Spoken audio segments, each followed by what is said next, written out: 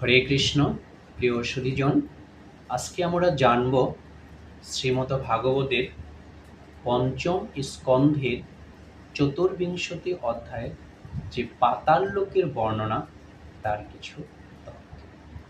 এই অধ্যায়ে সূর্যের 10,000 যোজন নিচে রাহু গ্রহের বর্ণনা করা হয়েছে এবং অতল আদি সপ্ত অধোলোকের বর্ণনা করা হয়েছে।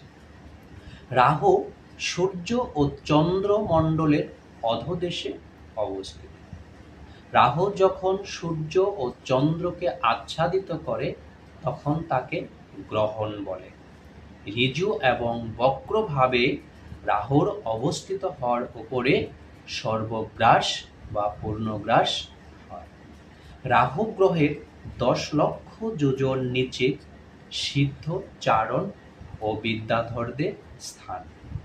তার নিচে রয়েছে যক্ষলোক ও রক্ষলোক এবং তার নিচে পৃথিবী। যক্ষলোক এবং রক্ষলোকের নিচে হচ্ছে পৃথিবী এবং পৃথিবীর 70,000 যোজন নিচে অতল, বিতল, সুতল, তলাতল, মহাতল, রসাতল ও পাতাল নামক সপ্ততলের অবস্থান। এই সপ্ত পাতাল দৈত্য ও দানবেরা তাদের স্ত্রী পুত্রাদি নিয়ে পরবর্তী জন্মের ভয়ে ভীত না হয়ে বাস করে এবং এই সমস্ত গ্রহলোকে বা এই সমস্ত পাতাল লোকে সূর্যের কিরণ প্রবেশ করতে পারে না। তাহলে কথা হচ্ছে, সূর্যের কিরণ যদি সেখানে প্রবেশ করতে না পারে তাহলে সেখানে আলো আসে কিভাবে? সেখানে নাগদের মাথার মণির ছটায় সেই গ্রহলোক আলোকিত হয়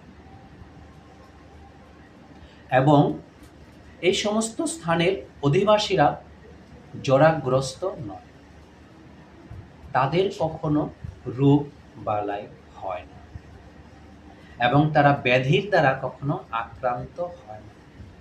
তারা ভগবানের কালরূপী চক্র, একমাত্র সুদর্শন চক্রের ভয়ে ভীত থাকে, তাছাড়া অন্য কোনো কিছুতে তাদের ভয় নেই। হরে কৃষ্ণ।